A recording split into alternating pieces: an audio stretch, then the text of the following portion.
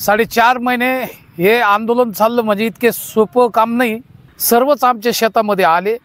50 लाख रुपयाची जमीन स्वतःच्या मनमानी कारभाराने 12 लाख रुपयाने या ठिकाणी संपादन करण्याचा प्रयत्न केला। आमचं कॅनल सुद्धा शासकीय असताना सुद्धा त्याचे प्रमाणपत्र असताना सुद्धा डायरेक्ट जमिनी जिरायती धरल्या आणि इकडे अधिकारी सांगता की त्यांचं बोलण्याला काही किंमत नाही, आम्हाला लेखी पाहिजे। शेतकऱ्यांची थट्टा केली, मजा केली, मस्करी केली आणि मस्करी करता करता शेवट आमचे नाकेनऊ त्यांच्या माध्यमातून या ठिकाणी आलेले आहेत। उद्ध्वस्त होण्याचं काही शिल्लक राहिलेलं नाही।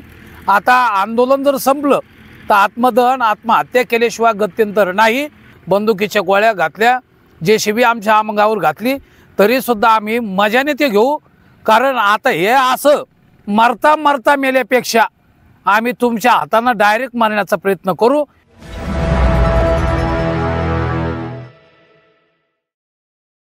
जालना नांदेड समृद्धी बाधित आमच्या सर्व शेतकऱ्यांचा सन्माननीय राठी सरांच्या नेतृत्वात आता हे 131 दिवस पूर्ण करत आहोत आणि हे पूर्ण करत असताना शेवटी खेदजनक निराशा या ठिकाणी जेव्हा प्राप्त होते की ज्यांच्याकडून आम्हाला अपेक्षा आहे आणि ज्या वेळेला शासन प्रशासनाकडून आम्हाला आमचा अपेक्षा भंग होतो त्यावेळेला नाविलाजाने अनपेक्षित म्हणजे अपेक्षा नसताना सुद्धा त्यांच्यावर अनाकलनीय अशोभनीय आणि विशेषतः आपल्या अनादी सनातन वैदिक आमच्या वारकरी संप्रदायाला 4.5 महिने हे आंदोलन चाललं म्हणजे इतके सोपं काम नाही।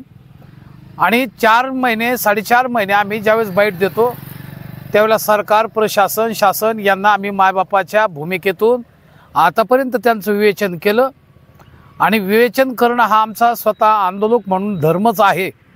याचं मूर्तिमंत पालन आम्ही करण्याचा आमचे सन्माननीय राठी सरांनी सुद्धा कुठल्याही प्रकारच्या आपल्या भाषेवर समतोल म्हणजे ठेवला, समतोल बिघडू द्याला नाही। पण समतोल मात्र आमच्या शासन प्रशासनाने 100% आमच्यावर गद्दारीचाच प्रसंग आमच्यावर आणलेला आहे।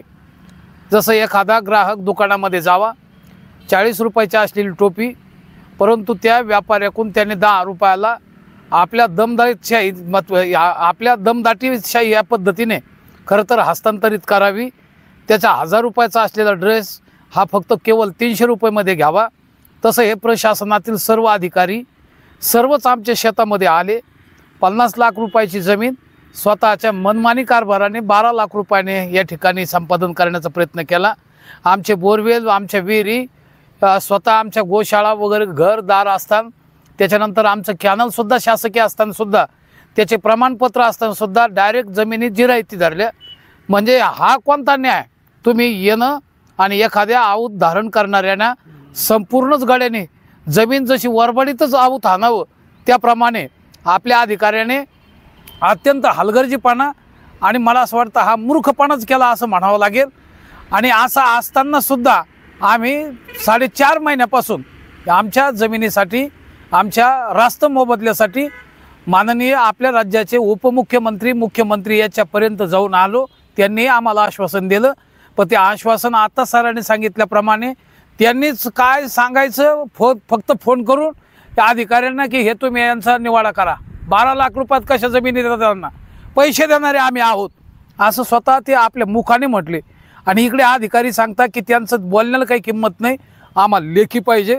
असा शेवट आम्हाला म्हणजे प्रश्न पडला, इकून म्हणजे चेंडू हाणला की तिकून फळी आणायची आणि जसा चेंडू फळीचा जो खेळ आहे त्याच पद्धतीने शासन प्रशासनातल्या लोकांनी आमची शेतकऱ्यांची थट्टा केली, मजा केली, मस्करी केली आणि मस्करी करता करता शेवट आमचे नाकेनऊ त्यांच्या माध्यमातून या ठिकाणी आलेले आहेत।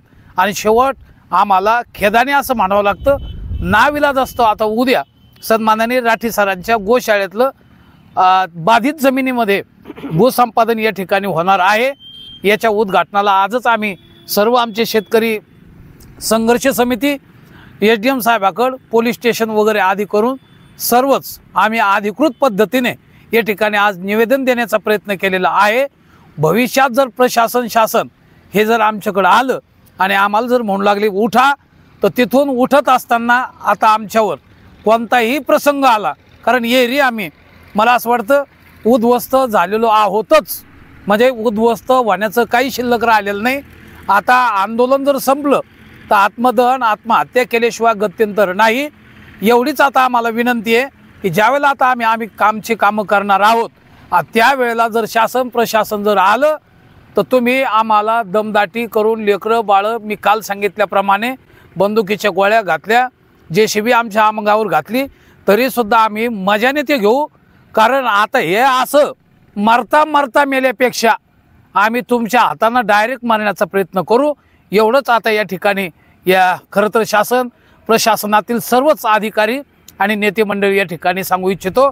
आणि उद्या आपण उद्घाटनाला यावं, आणि जरी नाही आले तरी वर्तमानपत्र आणि या बाईटच्या माध्यमातून पाहावं, एवढीच या ठिकाणी विनंती करतो।